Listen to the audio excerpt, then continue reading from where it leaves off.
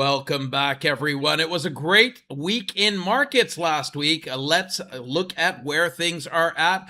Well, over in the S&P land, we are still in the uppermost quadrant of that long-term uptrend channel. Will we make it up to the top before we drop, or is the market going to be subject to a pullback well ahead of that? Well, we're recording this video around 1:15 p.m. Eastern time on Friday. So far, what we've seen on the day and on the week is a week that's got a lot of indecision, where we had a great push-up day yesterday, which is Thursday, the 13th of August, and most of the folks that were in the live rooms with me were done trading in the first 15 minutes of the day. It was incredible. We had this big push up. It was a solid move. What we're seeing on the backs of that is a little bit of indecision, slight decline. That's not concerning until the S&P E-minis come down below this waterline, 77.73. Of course, getting below the 7,800 area, 77.96, is a warning that more downside risk could be in play.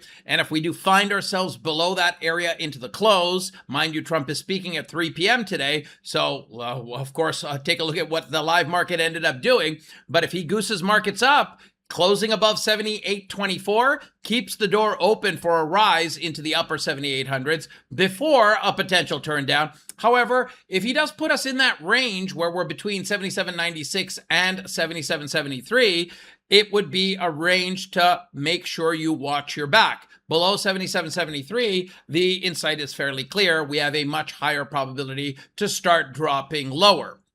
What does this look like for the NASDAQ? It's in the uppermost quadrant of that long-term channel. Let's zoom into the hard right edge over there. While the NASDAQ is in general above the 30,000 marker, we're probably still in a better spot for a rise. Closing today above 30,200 would open the door for more of a direct line up towards the top of the channel, which sits at around the 30,600 area. Now, if we do happen to come down and close between 30,000 and 29,800, that is a range where I would be watching my back, but it is below 29,800 where the wheels start to come off and things can start exponentially moving down at a faster rate.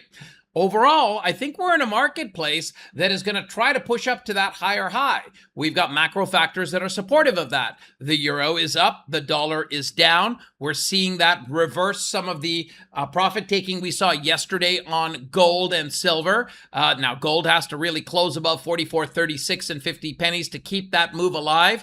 I'd be more careful if it closes below 44.36 and a half. Silver has to close above $65 to $65 and 25 pennies. Ideally, above there, the door remains open for a continuation up, but we've got reversal patterns on the bars, the daily bars for gold and silver, being enhanced and supported by, of course, a rise in the euro and, of course, a drop in the dollar. Some of that could be related to some of the recent data, including the weakness in the core retail sales that came out this morning. But overall, it's geopolitics and positioning that really are ruling the roost at these highs. And geopolitics are slightly negative on Friday so far, with oil up 1.15%. With oil sustaining above $82 and a nickel, there is more downside risk for equities or some downside risk pressure if we do see oil succumb to falling and closing below roughly $81 and 30 pennies on Friday's trade, with the S&P E-minis closing at or above the 78.24, the NASDAQ E-minis getting back up to 30,200. We're still looking for a strong move up before a drop in the market. Otherwise, we may take a still dip down journey before another turn up, and you've got the key levels to help you with this. What do the technicals say about this? Well, the hourly chart has flipped into a sell signal state for the NASDAQ. It is not flipped into a sell signal state on the even bigger time frames. The 4-hour chart, for example, remains in a buy signal state. So does the daily. They're both weakened slightly, but they're still in buy signal states. So what I'm looking at right now as we move into the back end of the day is a market that has certainly had lots of opportunity to break down, is still dangling above support structures to break down, but I want to trade high probability patterns rather than be in swing trades up at these nosebleed highs in the market. And that's exactly what I've been doing all day long in front of folks in the active trader room and on WealthCharts. And I've been able to gross over $1,230 trading individual accounts separately with small size small, low contract size trades, 1, 2, 3, in some cases 5, but mainly low contract size. So the methodology continues to work. We're continuing to put it to work each day, and students are telling me that they're having more success every single day that they come and join me in the live rooms. I'd like to have you there as well. Simply go to the fundedfuturesfamily.com site and get a prop account there, and you'll get permission to jump into WealthCharts and use that prop account on WealthCharts, or simply take advantage of the incredible deal over there. Let me share that with you. Go to fundedfuturesfamily.com. Once you're there, set up your account in the login area. Once you've set up your account, you can simply go over to the Get Funded button and evaluate the variety of accounts that they have available. So let's click on that, for example. The Velocity account, for example, the 25K Velocity account is their cheapest account, $79 a month.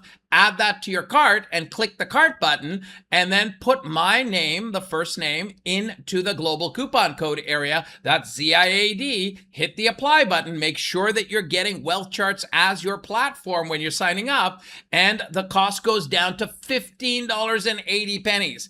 It's an incredible offer, and of course, it'll give you permission to jump into WealthCharts if you're not already a Wealth Charter. Looking forward to seeing you there.